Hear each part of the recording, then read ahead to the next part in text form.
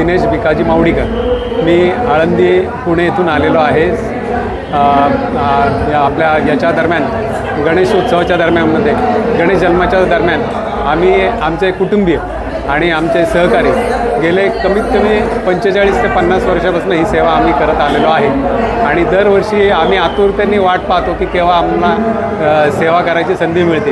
आम्ही म्हणजे फार पूर्वीपासून म्हणजे ज्यावेळेस इथे काहीच नव्हतं, म्हणजे आत्ताच आपला गणपती खूप श्रीमंत झाला आहे, पण ज्यावेळेस अगदी चिखल तुडवत आम्हाला इथे यायला लागायचं तेव्हापासून येत आहे आणि गणपतीच्या कृपेने आमचंही व्यवस्थित चाललेलं आहे आणि सेवा करण्यात आम्हाला खूप आनंद होतो। तुम्ही किती वर्षाचे होते पहिल्यांदा ज्यावेळेस इथे आले त्यावेळेस? मी ज्यावेळेस आलो त्यावेळेस असेल 11-12 वर्षाचा तेव्हापासून येतं। हो, मी माझ्या या वाद्यांचं महत्त्व आहे आपल्या सगळ्या दैनंदिन? हे वाद्य जे आहे हे पारंपरिक वाद्य आहे आणि म्हणजे मंदिरामध्ये हे मस्ट आहे, म्हणजे कंपल्सरी आहे, पण आता कालानुसार थोडंसं हे लुप्त होत चाललेलं आहे, पण ते आम्ही टिकून ठेवतो आहे, म्हणजे परंपरा ही टिकवत आहे, प्रयत्न करतो आहे टिकवायचा। आणि मुलं पण ही सेवा करतात आणि माझ्याबरोबर आमचे गुरुजी आहेत, हे प्रत्येक वर्षी म्हणजे ते सुद्धा आतुरतेने वाट पाहत असतात की केव्हा आपल्याला संधी मिळते तिथे जायला। आणि याच्याबरोबर आम्ही ओझरबरोबर महडला पण असतो आणि ते प्रत्येक कार्यक्रमात मला साथ देत असतात। त्यांचं नाव आहे मधुकर धुमाळ। ते मुंबईवरनं खास या कार्यक्रमासाठी येतात आणि माझ्या शब्दाखातर कायम माझ्याबरोबर साथ करत असतात, न चुकता दरवर्षी येतात। माझं नाव आहे मधुकर धुमाळ नाव आहे आणि मी 10-12 वर्षाला इकडे सेवा करायची। ते मला मावडीकर मला बोलवतात चला तुम्ही सेवा करायला बाबांची, तर मला इकडे फार आवडतं सेवा करायला।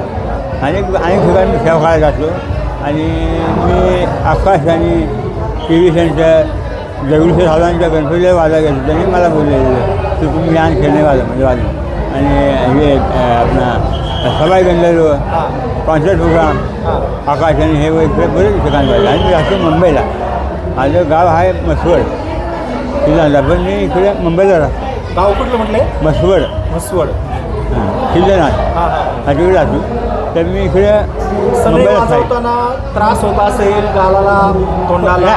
असं काय नाही, ते गणराया बसलेले त्यांनी मला शिकवलं, कॅन्सर झाला तुला, कॅन्सर झाला हे मी बनवलं, मला बुद्धी दिली भगवंताने।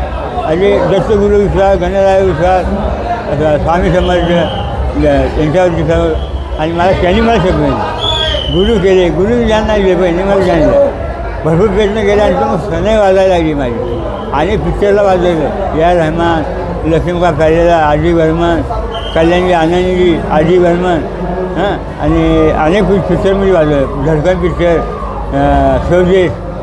स्वदेश सिनेमांमध्ये तुम्ही वाजवलं? हो, अनेक सिनेमांमध्ये वाजवलं, माहिती साडी,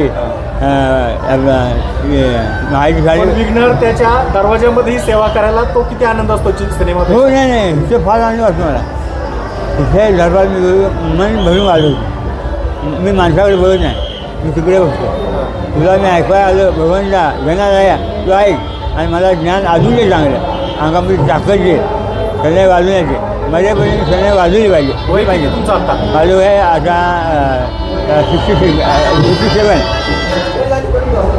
तुमचं किती काका? माझं 55. तेव्हा मी भगवानची सेवा करायला मला आनंद होतो आणि त्याला बरं वाटलं।